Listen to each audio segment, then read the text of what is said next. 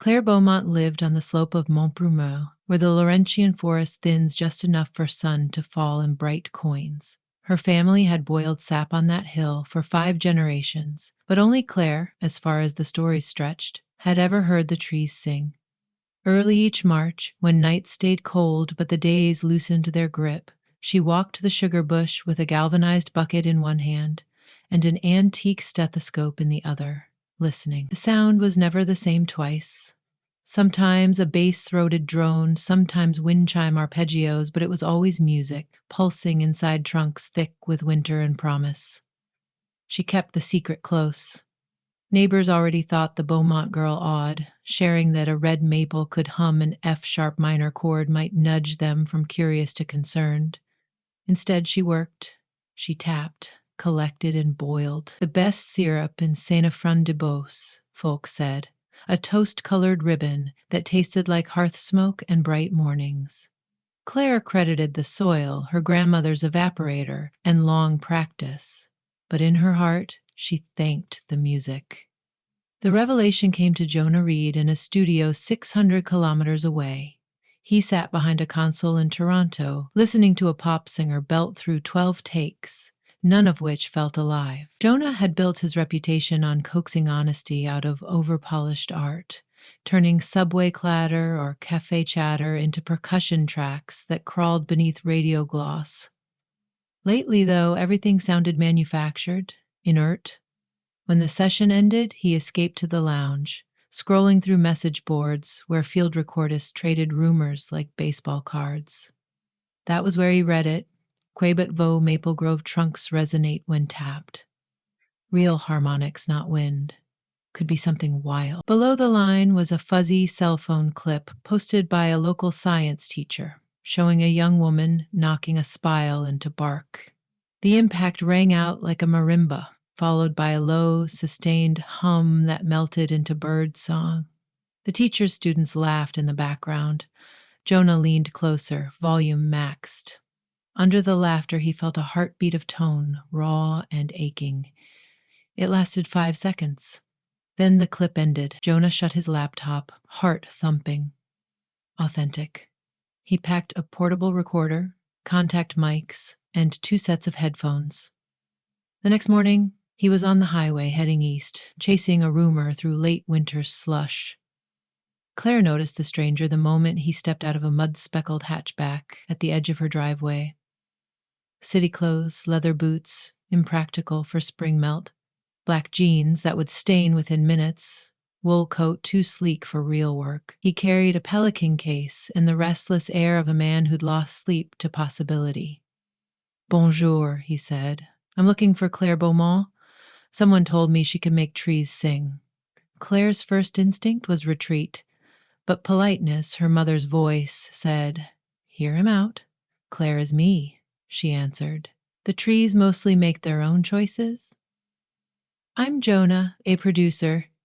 He opened the case to reveal microphones shaped like silver mushrooms. "If you'll let me listen, maybe I can help people hear what you hear." Help people hear. Claire imagined the grove, flooded with tourists, trampling fiddleheads for the sake of novelty. Still, something in Jonah's gaze felt familiar. A hunger not for spectacle, but for connection. The same hunger that pulled her into the sugar bush before dawn each day. She led him through crusted snow toward the maples that lined the ridge. Pale sun flickered across branches, and the smell of thawing earth curled upward. Claire chose an old tree, wide as a rain barrel and scarred by decades of taps. "If they decide to sound today, you'll hear it when I set the spile," she said, fingers flexing against the cold. Jonah affixed a contact mic to bark, slipped headphones over his ears, and nodded. Claire drilled, the bit carving fragrant curls. She tapped the spile with her mallet. The ridge filled with vibration, not loud, but encompassing, as though the soil itself exhaled. Jonah's eyes widened.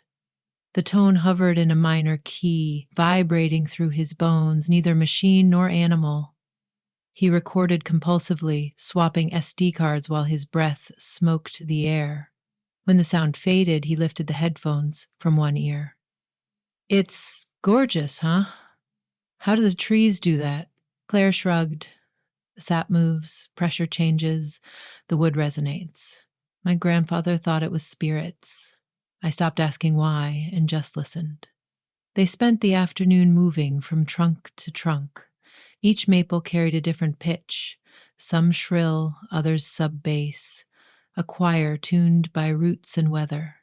Jonah captured it all. Claire, who usually worked alone, found herself speaking more than she had all winter, explaining how temperature swings widen xylem vessels, how moon phases might shift sugar content, how the first boil of the season tasted like pale gold while the last ran dark and smoky. Jonah asked questions that reached past biology into metaphor. Did she think each tree retained memories? Did the forest sing even after people left? By dusk, they had filled 3 memory cards. Claire invited Jonah into the sugar shack, a cedar plank building where a wood fire simmered beneath a steel evaporator pan. Steam blurred the rafters like ghosts.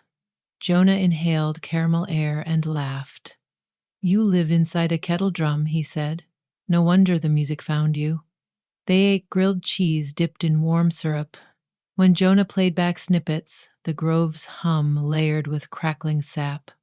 Claire's eyes stung. She had never heard the sound outside her own head. Now it poured from speakers, undeniable. The next morning, Jonah proposed a collaboration, an album. Not just field recordings, a composition, sap percussion, trunk harmonies, your voice, if you'll lend it. Something from this place, not a tourist postcard. Claire felt the ground shift. Music was private worship, syrup a livelihood. Mixing the two in public risked both ridicule and exploitation, yet the thought of the world hearing what she heard made her heart beat in triple time. She agreed, on 2 conditions. They'd keep the location secret, and profits would support reforestation in the region. Jonah accepted without hesitation. Work began before dawn each day. They stretched cables through snow, hanging ribbon mics like winter fruit. Claire hammered spiles and rhythmic sequences so the resulting drips became polyrhythms. Jonah recorded footfall crunch for snare, percolating sap for hi-hat, the whoosh of the evaporator stack for white noise. He built loops inside his laptop, layering Claire's humming over chordal drones from a 100-year-old sugar maple.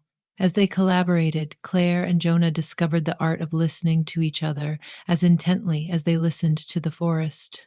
She taught him to judge sap by taste alone, how a hint of butterscotch meant the boil was almost done. He showed her how to sculpt frequencies so the trunk's resonance formed a bass line without losing its natural timbre.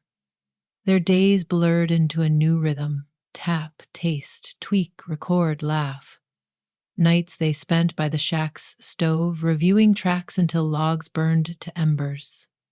One evening, after a rain that left the world smelling newborn, Jonah shared the reason he chased authenticity. "My mother played cello in subway stations," he said, watching sparks climb the flue. "Said real music is what happens where people already are, not on stages. I lost her 3 years ago. I've been trying to find that honesty again." Claire listened, heart tender. She spoke of her own quiet grief. Parents killed in a winter car accident that left the farm to her before she felt ready. "Some mornings the silence hurt," she admitted. "Then the trees began to sing louder. Or maybe I just started paying better attention. Their sadness braided between them, fragile yet sturdy as sapwood." The album grew. Jonah mixed trunk drones with Claire's whispered French folk melodies, added subtle synth pads mimicking owl calls, and blended it all so no element overran another. They called the project The Thaw. Listening to the 6th draft, Claire felt as though the very marrow of the land pulsed through speakers. Word of unusual sounds in the Bosal spread despite their caution. Hikers reported phantom music on the ridge. A local journalist wrote about the soprano sugar bush, hinting at recordings. Soon, emails flooded Jonah's inbox from labels and streaming platforms offering advances. He ignored them. The work wasn't finished, and he feared corporatized packaging. Claire, meanwhile, grappled with the risk of exposure. Trespassers could damage root systems, introduce disease. Responsibility weighed heavy. Then, one gray afternoon, a sleek SUV rolled up the lane. A man in a bright parka stepped out, cameras following. "We're with Northern Spectrum Records," he called, "here to discuss your extraordinary trees." He didn't ask permission to film. A drone buzzed overhead like a hornet. Jonah's temper flashed. He blocked the lens with his body. "This is private property." The rep smiled. "All veneers. Cultural property, I'd say. Viral already. We can monetize sustainably, create immersive experiences, tap into green branding. Everyone wins." Claire, hands trembling, invited them to leave. When they refused, she marched to the nearest maple and wrapped her arms around it. "No one touches them," she declared. The confrontation ended only when Jonah threatened legal action. The SUV reversed in a spray of gravel, drone whining away, but the incursion rattled them. Jonah feared he'd brought ruin to a sanctuary. Claire feared she'd trusted too soon. That night, storms lashed the mountain. Power flickered, and the shack rattled like a snare drum. Claire couldn't sleep, heart bruised by the day's violation. She heard footsteps on the porch and found Jonah, soaked, staring into darkness. "I'm sorry," he said. "I thought I could protect this. Instead, I painted a target." She touched his sleeve. "You also made me hear my own forest with new ears. That matters." Lightning revealed their faces, both raw with fatigue and longing. Jonah spoke softly. "If you want me gone, I'll leave at first light." Claire shook her head. "Stay. But we decide together how this story travels." They sealed the decision with silence that felt like trust, then with a kiss that felt like sunrise inside a storm. No fireworks, no orchestration, just two currents meeting in the same river. The next weeks, they finished the thaw under cloak of secrecy. When Mix 12 finally sounded like breathing pines and thoughtwater lullabies, they mastered it. Pressed a small run of vinyl at an indie plant that used recycled plastic, and uploaded files to a pay-what-you-can platform whose profits directed funds to tree planting initiatives. They released it under the moniker Symphonic, offering only that the music came from a hidden forest where winter becomes song. Reaction was immediate and fervent. Listeners described feeling sap rise in their own veins, remembering childhood forests, hearing languages without words. Music blogs hailed Symphonic as the sound of earth dreaming aloud.